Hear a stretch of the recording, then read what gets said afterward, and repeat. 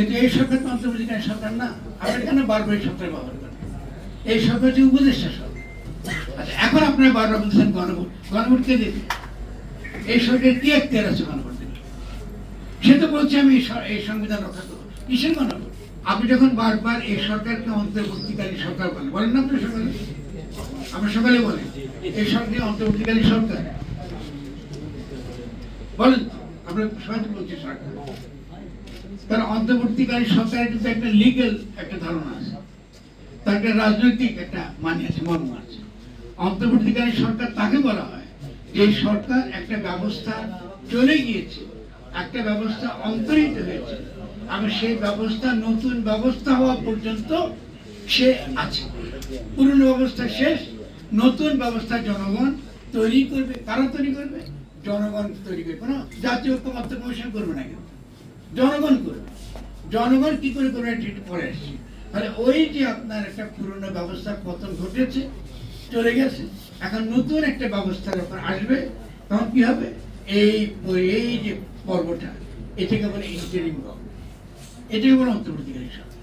কিন্তু এই সরকার তো অন্তর্বর্তীকালীন সরকার না। আপনারা কেন বারবার এই সরকার ব্যবহার করেন?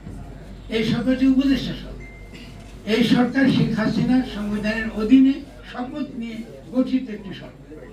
কিন্তু আপনারা বারবারই কিন্তু জনগণকে বিভ্রান্ত করেছেন। বিভ্রান্ত করার ফলে আজকে এই জটিলতা তৈরি হয়েছে। একটা ডক্টর নিশ্চয় তৈরি গেলাম, কারণ আপনার বারবারই অন্তর্বর্তী সরকার, অন্তর্বর্তী সরকার। এটা একটা উপদেষ্টা সরকার। এই উপদেষ্টা সরকারের কাজ কি? এই উপদেষ্টা সরকার একটা মাত্র কাজ হয়ে যায়, চুপকে উপদেশ দেওয়া। তাদের উপদেষ্টা প্রধান হলেন প্রেসিডেন্ট, তারা তাকে উপদেশ দিবে। এখন আপনি এই তথাকথিত ঐক্যমত্য কমিশন যা কিছু করেন, এটা কার কাছে যাবে? এই ধরে চুপুর কাছে যাবে।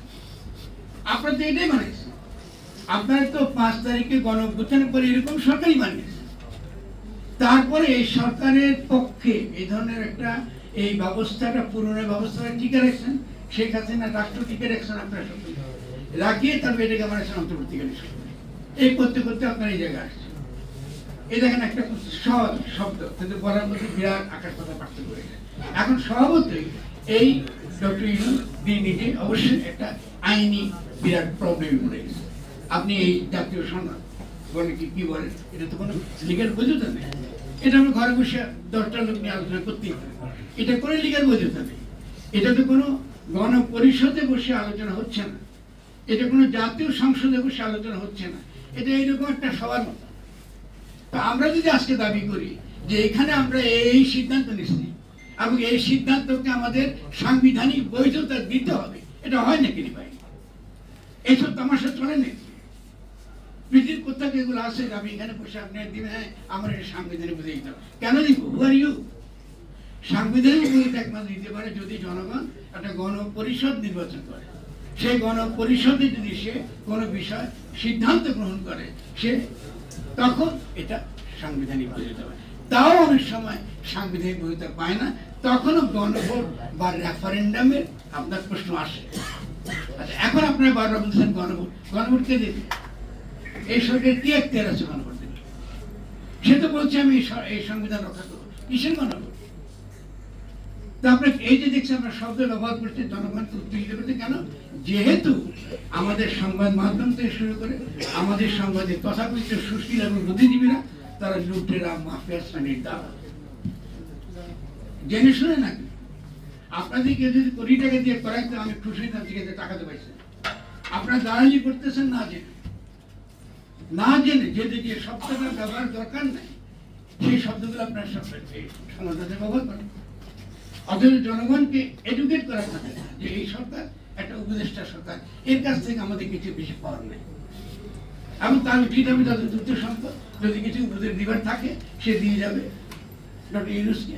আমরা 5 তারিখে গণঅভ্যুত্থান করেছি এবং 5 তারিখ থেকে 8 তারিখের মধ্যে আমাদেরই মধ্যে কেউ একটা অংশ একটা চরম বিশ্বাসঘাতকতা করেছে আমাদের। তার সেই বিশ্বাসঘাতকদের খুঁজে বের করতে হবে।